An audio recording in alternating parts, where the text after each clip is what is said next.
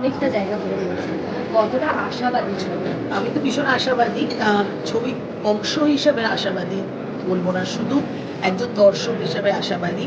আর শিবপ্রসাদ আর নন্দিতাদির legacy যেটা চলছে বাংলা দর্শকদেরকে আবার হলে ফিরিয়ে আনার, যে ওনারা একদম 100% সাকসেসফুল এবং দর্শককে শুধু মানে পরপর শো হাউসফুল। ১ টা ২ টো শো নয়। মানে ৫০ দিন টানা হাউসফুল এরকমও গেছে আরকি। প্রত্যেক উইকেন্ড সবকটা উইকেন্ড হাউসফুল। আমার মনে হয় তারা এই ছবিটা করছে এবং এই ছবিটাতে কিন্তু অ্যাকশন আছে, কমেডি আছে, এন্টারটেইনমেন্ট আছে, একটা রিসার্চ ওয়ার্কও আছে যেহেতু এটা বায়োপিক এবং অনবদ্য আমি স্পেশালি বলব শিবপ্রসাদ মুখোপাধ্যায়ের অভিনয়। প্লিজ এটা মানে আমি নিজে কাজ করে আমি নিজে মেসমারাইজড হয়ে গেছি। শিবুদা যেভাবে নিজেকে ভেঙেছে, যেভাবে নিজেকে মানে আমি মেসমারাইজড, আমার আর কিছু বলার নেই। আমাকে আমি আমি শুধু এই আবার পুরো ছবিটা দেখে একটু এক্সপেরিয়েন্স করতে চাই। আচ্ছা, বারবার যখন মুভিজের কথা আসছে, কাজ করার অভিজ্ঞতা কিরকম? আমি তো বিদ্যুতের সঙ্গে এর আগে কাজ করেছি অ্যাক্সিডেন্টে।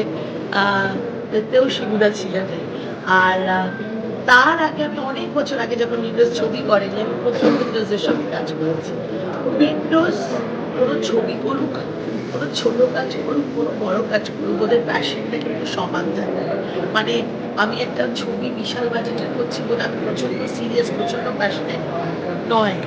অবশ্যই কিন্তু একটা ছোট হাফ বেলার একটা শর্ট ফিল্মের একটা ছোট কাজেও উইন্ডোজ সমান প্যাশনেট। সেটা আজকে থেকে নয়। আমি আমার কেরিয়ার শুরু করি শিবুদা, নন্দিতাদিকে নিয়ে ইটিভি থেকে।